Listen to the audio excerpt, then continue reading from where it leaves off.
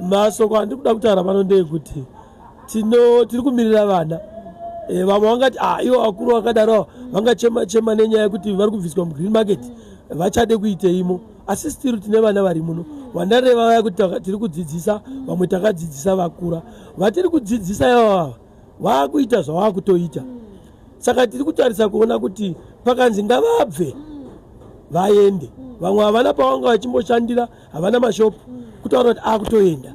Tiri kurwisa nyaya yemadrugs. Mwana uyu achakunda here kana kuti nekuti munhu akastreseka akutonomwa madrugs, akutoshaya zvekuita. Apa anga aine zvekuita, anga ari kufundira zvaanga ari kufundira. Kana ndandiri kumufundisa ini ndisisina pekuseenzera, achafundira here?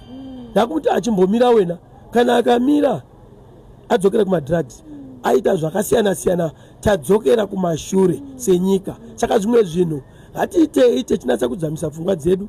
Tine madzimai ari muno, ari kubika sadza muno, ari kuuya achitengesa zvavanotengesa muno, vari kuita tumahardware twavo muno, vana maiwo vari kuraramisa mhuri dzavo. Kana tiri kuti tiri kupwanya green market, tiri kuati endai mustreet munotengesa mwiri yenyu, taenda mberi here senyika?